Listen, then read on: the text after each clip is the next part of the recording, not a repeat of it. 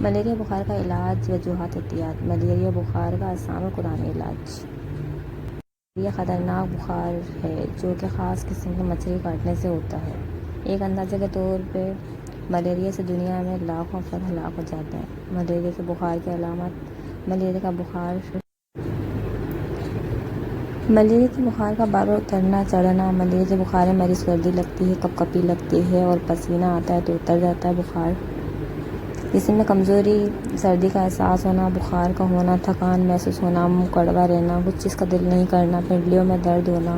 چند روز تک بخار آتا ہے، جاتا ہے، پھر بخار چند گھنٹوں کے لیے رہتا ہے، پھر پسینہ آتا ہے، بخار اتر جاتا ہے۔ ملیریا مچھر کے کاٹنے سے ہوتا ہے۔ صفائی کا خاص خیال رکھیں، اپنے گھر کو صاف ستھرا رکھیں، مچھروں سے اپنے گھر والوں کو بچا کر رکھیں۔ اگر ملیریا کا مریض خطرناک صورت اختیار کر لیتا ہے تو کافی پریشانی کا سامنا کرنا پڑتا ہے، اس لیے مریض کا علاج ممکن ہے، اگر بگڑ جائے تو جان لیوا ثابت ہو سکتا ہے۔ ملیریا کے بخار کو ایزی نہ سمجھیں۔ برصغیر ایشیا میں تقریباً ہر سال 10 لاکھ اموات ملیریا کی وجہ سے ہو جاتی ہیں۔ ملیریا کے جراثیم 4 قسم کے ہوتے ہیں اور سب کے سب خطرناک ہوتے ہیں۔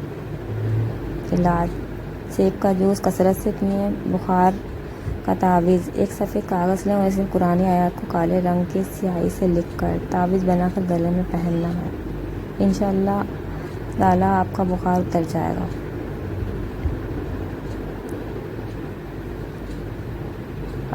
اور اب آپ کو تعویذ نہیں پہننا تو پھر آپ اس آیات کو 313 دفعہ پڑھ کر مریض کو پانی پہ دم کر کے پلائیں اور مریض کے ماتھے کو پکڑ کر سیدھے ہاتھ سے اس پہ 313 دفعہ ہی اس آیات کو پڑھ کر ماتھے پہ دم کر دیں، انشاءاللہ بخار اتر جائے گا۔